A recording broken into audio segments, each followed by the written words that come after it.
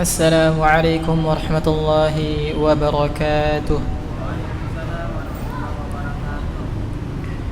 الحمد لله رب العالمين الذي فضل رمضان للصائمين المؤمنين وليكون من المتقين، والصلاة والسلام على رسول الله الكريم سيدنا محمد صلى الله عليه وسلم وعلى آله وصحبه وذرياته وأماته إلى يوم الدين.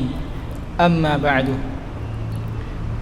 قال الله تعالى في كتابه الكريم: أعوذ بالله من الشيطان الرجيم.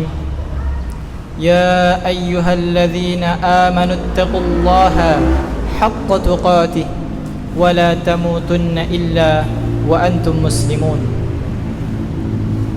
قال رسول الله صلى الله عليه وسلم: اتق الله حيثما كنت وأتبع السيئة الحسنة تمحها بخالق الناس وخلق حسن. صدق الله العظيم وصدق رسول النبي الكريم.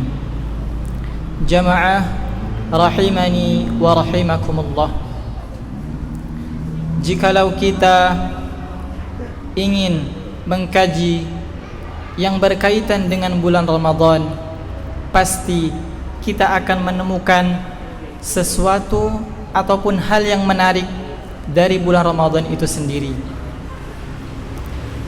Salah satunya hal yang menarik ataupun sesuatu yang menarik dari bulan Ramadan ialah pada ayat atau pada rangkaian ayat-ayat tentang bulan Ramadan yang Allah turunkan kepada kita di Quran surah Al-Baqarah, dari mulai ayat ke-183 sampai ke 187-nya.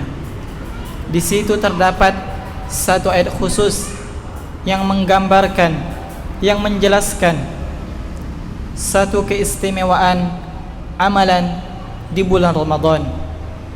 Maka apakah ayat itu? Dan insya-Allah pada tausiah menjelang berbuka ini kita akan menggali salah satu keutamaan yang Allah limpahkan dan yang Allah anugerahkan kepada kita sebagai seorang yang beriman kepada Allah Subhanahu wa taala. Di Quran surah kedua Al-Baqarah di ayat yang ke-186, mungkin yang punya Al-Quran bisa dibuka Al-Qurannya, dan yang punya hafalan kembali diingat hafalannya. Di situ disebutkan: A'udzu billahi minasyaitonir rajim. Wa idza sa'alaka 'ibadi 'anni fa inni qarib ujibu da'watad da'i idza da'an falyastajibu li wal yu'minu bi la'allahum yarshudun. Ada hal yang menarik dari ayat ini. Mari kita renungkan, mari kita simak ayat ini.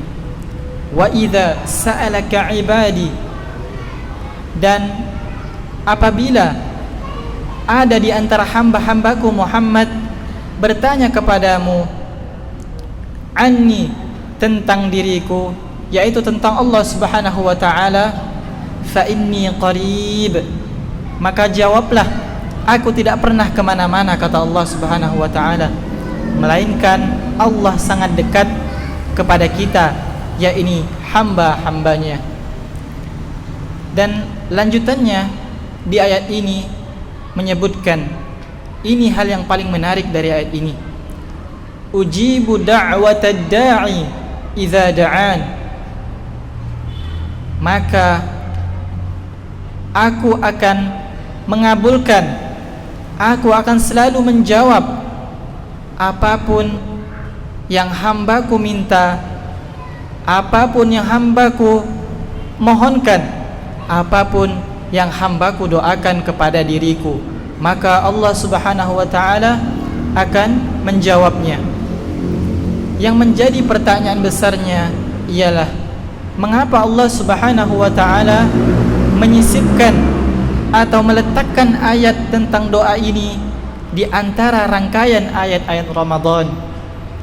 Maka para ulama pun menjelaskan, memberikan penafsiran kepada hal tersebut, yakni ayat ini ingin mengesankan kepada kita bahwa Allah Subhanahu wa taala ketika di bulan Ramadan ingin memberikan bentangan peluang kepada diri kita untuk bisa memohon kepada Allah Subhanahu wa taala. Ketika di bulan Ramadan Allah memberikan kesempatan kepada kita untuk selalu berdoa dan berdoa kepada Allah Subhanahu wa taala. Dan yang paling menarik ialah ketika Allah Subhanahu wa taala memerintahkan kita untuk berdoa kepadanya, maka di ayat ini Allah mulai dengan kata ibadun. Di dalam Al-Quran kata ibad itu setidaknya ada dua jenis yang Allah berikan kepada kita. Yang pertama yakni menunjuk kepada orang yang selalu bermaksiat, orang yang selalu berbuat dosa kepada Allah Subhanahu wa taala, bahkan terlampau dosanya banyak. Quran surah ke-39 Az-Zumar di ayat yang ke-53 disebutkan, Qul ya ibadiyalladzina asrafu ala anfusihim la taqnatu min rahmatillah. Katakan Muhammad, wahai hamba-hambaku yang mungkin dirinya mempunyai banyak dosa, bahkan dosanya berlebihan, membunuh, berzina, meminum khamar ataupun kemaksiatan yang lain yang ia lakukan kepada Allah Subhanahu wa taala. Janganlah pernah kalian berputus asa terhadap rahmat Aku, kata Allah Subhanahu wa taala. Kalau kita kaitkan antara ayat ini dengan bulan Ramadan, adalah seakan-akan Allah ingin menyampaikan kepada hamba-hambanya, duhai hambaku yang mungkin sebelum Ramadan kalian telah banyak bermaksiat kepada Aku, telah banyak melakukan dosa bahkan berlebihan, maka Aku bentangkan Ramadan ini untuk mengampuni segala dosa yang kalian lakukan. Dulu orang-orang melakukannya, yaitu orang-orang berdoa kepada Allah Subhanahu wa taala. Kalau orang-orang dahulu melakukan hal tersebut, yaitu berdoa, kenapa tidak kita tekuni berdoa kepada Allah Subhanahu wa taala? Bagian yang kedua atau kata ibad yang kedua yakni bisa menunjuk kepada orang yang taat dan dekat kepada Allah Subhanahu wa taala. Di Quran surah ke-25 Al-Furqan di ayat yang ke-63 disebutkan, wa ibadur rahmanil ladzina yamshuna 'alal ardi hauna. Dan ada hamba-hamba Allah yang sangat taat itu, bahkan saat jalan pun ia sangatlah tawadhu dan dekat dengan Allah Subhanahu wa taala. Maka dari itu, jikalau kita termasuk orang yang taat ataupun orang yang pernah melakukan kemaksiatan kepada Allah Subhanahu wa taala, maka hal tersebut bukan menjadi penghalang bagi kita untuk selalu memohon, meminta dan berdoa kepada Allah Subhanahu wa taala. Sebuah hadis dari Abu Hurairah radhiyallahu taala anhu, riwayat Imam At-Tirmidzi, nomor hadis yang ke-3598 disebutkan, thalathatun la turaddu da'watuhum. Ada 3 golongan utama yang tidak akan pernah Allah tolak doanya, yang sulit Allah tolak doanya. Siapakah di antara mereka? Maka hal yang pertama Allah sebutkan ialah as-saimu hatta yuftira, yakni orang yang ia sedang berpuasa sampai kepada ia berbuka. Maka dari itu, manfaatkanlah kesempatan ketika menjelang berbuka puasa, kita berkumpul bersama keluarga kita untuk senantiasa berdoa kepada Allah ketika kita mengatakan dhahaba adh-dhama'u wa batallatil 'uruqu wa thabata al-ajru insyaallah. Telah hilang dahaga ini, telah basah urat-urat di tenggorokan, dan telah ditetapkan pahala oleh Allah Subhanahu wa taala. Ataupun bagi kita yang mengatakan Allahumma laka sumtu wa bika amantu wa ala rizqika aftartu bi rahmatika ya arhamar rahimin. Ya Allah, aku telah melaksanakan puasa sebagaimana yang telah Engkau perintahkan kepada aku. Wa amantu wa bika amantu, dan aku pun telah beriman sebagaimana yang telah Engkau titahkan kepada diriku. Wa ala rizqika aftartu bi rahmatika ya arhamar rahimin, dan aku sekarang ini berbuka puasa karena apa? Karena rahmat dan rizki yang telah Engkau berikan kepadaku. Setidaknya kita berdoa kepada Allah Subhanahu wa taala pada saat kita berkumpul dengan keluarga kita untuk mengampuni dosa-dosa yang pernah kita lakukan. Mungkin hanya ini yang bisa kami sampaikan. Semoga Allah Subhanahu wa taala memberikan ampunan kepada diri kita. Amin amin ya rabbal alamin. Sebelum kita berbuka, mari kita berdoa kepada Allah Subhanahu wa taala, semoga amalan yang telah kita lakukan di bulan Ramadan tahun ini segera bisa diterima Allah Subhanahu wa taala dan kita mendapatkan ridha Allah, lalu kita bisa masuk ke dalam syurga yang telah kita cita-citakan. Mari kita berdoa bersama-sama.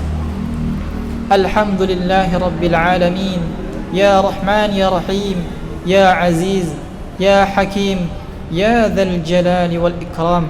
Allahumma salli ala sayyidina Muhammad wa ala ali sayyidina Muhammad.